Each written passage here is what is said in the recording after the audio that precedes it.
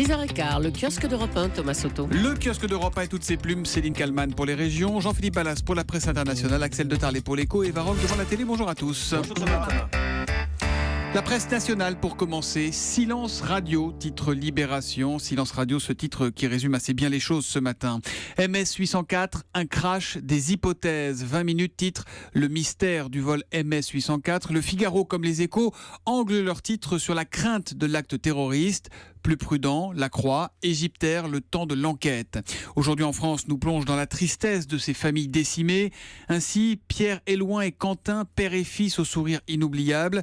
Ils avaient pris l'habitude de voyager ensemble depuis le décès de la femme du premier et mère du second. C'était début 2015. Le voyage qu'ils faisaient pour mieux vivre leur deuil va de nouveau plonger leur famille dans une épreuve terrible. L'Humanité continue sa campagne de soutien aux grévistes en tout genre. Ce matin, en une, pourquoi nous bloquons des raffineries ?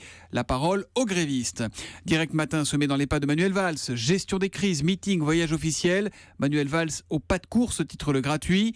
Mais c'est une nouvelle fois son turbulent ministre de l'économie qui fait parler de lui. Macron contredit Valls et Hollande, écrit aujourd'hui. Selon lui, légiférer sur le salaire des patrons, comme le suggérait le Premier ministre hier, n'est pas la bonne méthode. Macron provoque à nouveau François Hollande et Manuel Valls, constate Le Figaro, avec une des petites phrases dont il a le secret. Il ne s'agit pas d'être l'ami ou l'ennemi de la finance. Une pierre dans le jardin de François Hollande et de son fameux discours du Bourget quand il était candidat.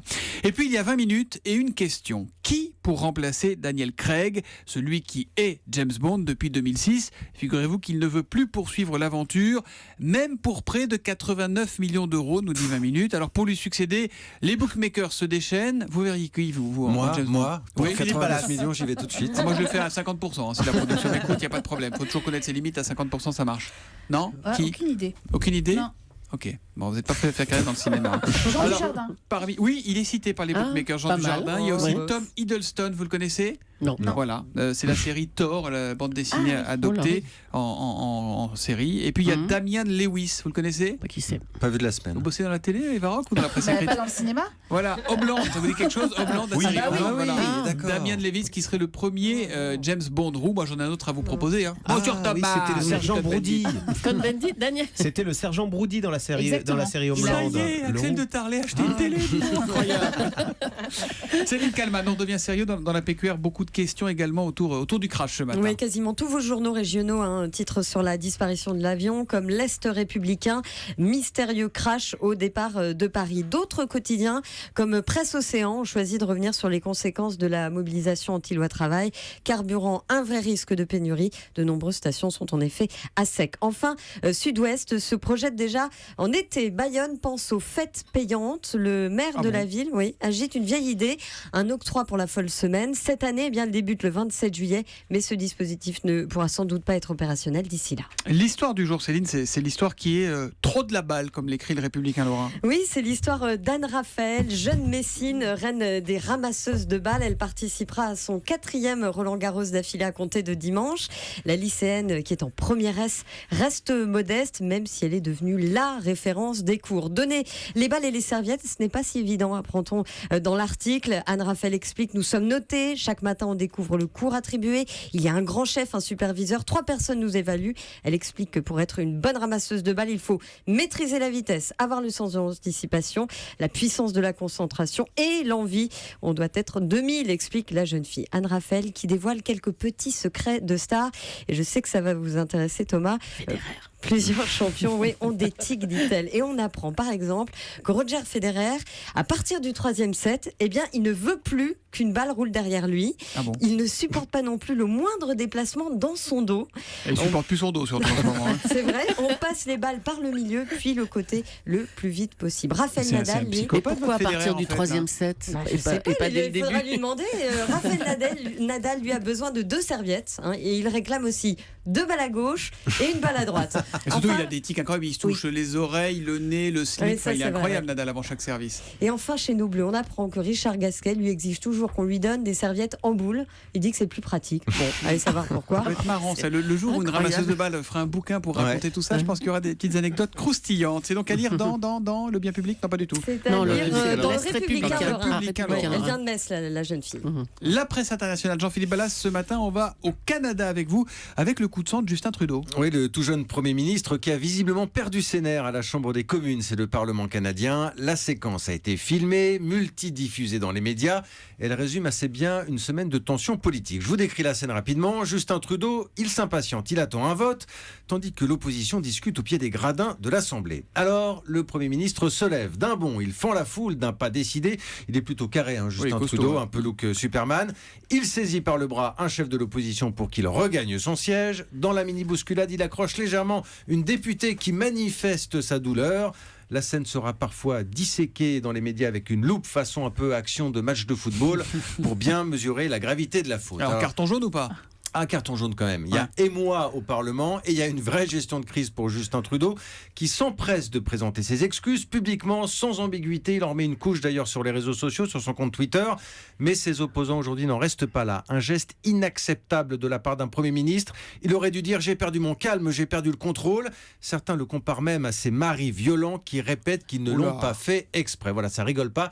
C'est un premier petit incident quand même pour Justin Trudeau, celui qu'on surnomme parfois le petit prince de la politique au Canada. Charmant, cultivé, drôle, tout ça. Mais un internaute conclut aujourd'hui, en politique, il faut apprendre à gérer ses émotions. Je regardais pendant que vous nous parliez la vidéo sur Europe1.fr. C'est vrai qu'il n'a pas l'air content. Quand il arrive, il n'a pas décidé quand même. J'ai essayé d'imaginer Manuel Valls qui faisait pareil à l'Assemblée nationale. Évidemment, ça choquerait beaucoup en France. Ça sentait le coup de boule discothèque, cette affaire. Axel de Tarlé, Google présente une nouvelle ère. C'est du vécu. Pas du tout. C'est une connaissance en discothèque. C'est une connaissance encyclopédique. Vous connaissez pas le coup de boule discothèque ? Non, pas du tout. Alors, vous êtes en discothèque et tac, vous prenez un coup de boule. Google présente une Pour avoir fait quoi ? Pour avoir énervé les gens. Pour avoir dragué la fille d'un copain ? Je sais pas comment on fait, ma mère veut. On lance ma Ça chronique vous ou embête on si vous va intéressez faire à une Axel de expérience Tarlé coup ou de boule pas ? discothèque. Voilà. Google présente une nouvelle ère post-téléphone portable, c'est-à-dire dans les échos, Axel. Et c'est fascinant, franchement c'est fascinant. Google présente Google Home. C'est-à-dire, et qu'est-ce qui change avec Google Home ? C'est que l'intelligence sort du téléphone portable et elle entre dans votre environnement immédiat, dans votre maison. Alors concrètement, c'est quoi Google Home ? C'est un haut-parleur qui est installé chez vous, dans votre salon, avec lequel vous serez en conversation. Ça sort à la fin de l'année. Donc vous pourrez lui dire, branche-moi Europe 1, mais ce Google Home, c'est aussi, vous pouvez lui poser la question, à quelle heure est mon train, mon prochain train ? Il répond. Et il répond et il dit, et puis vous pouvez dire, peux-tu changer ma réservation pour prendre le train de 9h58 parce que je suis en retard. Ce Google Home est aussi connecté avec tout, vous parlez avec lui, avec tous les objets de la maison, donc vous aurez des conversations du genre. Bonjour Axel, avez-vous passé une bonne nuit ? Quelle horreur. Voilà, donc vous répondez Moi, oui, si vous pourrez... Voulez-vous un café ? Oui, il vous lance le café. Il Il lance fait ça chaud déclenche la dans machine. ce studio, voulez-vous baisser la température ? Oui, je souhaite baisser la température à 18 degrés. Voilà. Et donc, vous voyez, l'intelligence sort du clavier et elle devient... on s'immisce dans la conversation, dans le dialogue, où Google fait des progrès ahurissants parce que Google se nourrit de millions de conversations pour parler le langage naturel, pour parler votre langage, avec vos expressions, avec vos références. Parce que Google vous connaît. Google, il connaît le nom de vos amis, il connaît le petit village où vous êtes né. Et il sait quelle musique vous aimez. Il connaît vos auteurs. Donc, il est capable de contextualiser toute cette conversation. Alors voilà, et c'est un monde de science-fiction qui arrive à grands pas, et ça arrive beaucoup plus vite qu'on ne le croit. Donc Google Home sort à la fin de l'année, et quant à cette idée de parler avec une intelligence artificielle, il faut savoir que déjà aux États-Unis, 20% des requêtes sur mobile se font par la voix, par l'oral. Axel, c'est trop long, il faut passer à Eva Rock. Voilà. Moi, je vous offre votre café. Un vrai café fait maison. Alors, mais c'est ça me pas rappelle un possible. très bon film qui est sorti il y a quelques années qui s'appelle Her, où la voix de l'ordinateur était jouée par Scarlett Johansson. Ouais, La là, même tout de suite, chose, la quand même c'est chose. Scarlett Johansson, on obéit un peu plus facilement. Le futur est plus sympathique. Bon, il y a de l'espoir pour placer ma voix dans ces machines ou pas ? Oui, bien sûr. Et pour placer ma chronique aussi ou pas ? Ils sont tous tendus ce matin, je sais pas ce qu'ils ont. Bon, en plus, on va se détendre. Thalassa, France 3, 20h55, c'est une nouvelle émission. Ça s'appelle Grandes vacances, la ruée vers la mer. Si je vous dis Homo habilis, Homo erectus, Homo sapiens, vous voyez à peu près de qui on parle ? Oui, de nous. Est-ce que vous connaissez le Homo plagitus ? Grâce à Thalassa, vous allez tout savoir. L'Homo plagitus est un adepte des vacances au bord de la mer. Il adore la position horizontale, allongé sur sa serviette de bain. L'Homo plagitus a 80 ans car il est né en 1936 avec les congés payés. Et qui dit congés payés dit développement du chemin de fer pour les 80% de Français qui n'avaient jamais vu la mer à l'époque. On appelait ça le train plaisir, enfin pas toujours. En voiture, s'il vous plaît. Le vendredi, quand les maris qui avaient laissé leur épouse au bord de la mer en vacances Quand ils revenaient les joindre, il y avait que des hommes dans le train et on appelait ça le train des cocus. Alors, qui dit congé payé Le coup de boule en discothèque. dit aussi. Ça y est, on a compris. Voilà. Qui dit congé payé dit aussi développement de la voiture, des bouchons, des contrôles routiers et du camping. Et là, on dit merci aux aristocrates. Il est développé par les aristocrates anglais. À la fin du 19e siècle, ces nantis se passionnent pour cette vie chiche au milieu de la nature. Le camping est un sport haut de gamme, même en France, où on voit circuler les premières caravanes. C'était un sport, c'était considéré comme un sport à Incroyable. l'époque et fait par les aristocrates. Mais qui dit congé payé dit aussi Club Mickey, méduse aux pieds, bronzage et bikini. Et vous savez, Louis Réard, l'inventeur du tout petit bikini, n'a pas donné ce nom au maillot par hasard. Bikini, c'est le nom de cet atoll du Pacifique où les Américains ont testé la bombe atomique. Louis Réard choisit de nommer ainsi sa marque, passé dans le langage commun. Et voilà. Et pourquoi comment Genre il a pris explosif, quoi. le genre explosif. Ah, Eh oui, ok. Les femmes sont des c'est- bombes. Ces femmes sont des Oh, bombes. d'accord. Ah, Thomas. voilà. Ouais. Écoute, Coup de boule en boule. discothèque.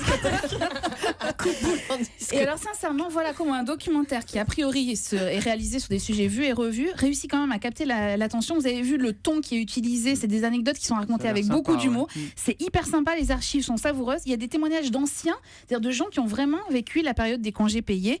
Et c'est la mer et le sable chaud en décor. C'est vraiment un vent de vacances qui va souffler dans votre télé. Alors on dit au passage merci à Monsieur Blum. Et puis une petite chanson pour finir quand même. Ah oui, forcément. Et bon, on regardera avec plaisir Thalassa ce soir sur France 3 à 20h55. Grandes vacances, la ruée vers la mer. Rideau sur le cœur.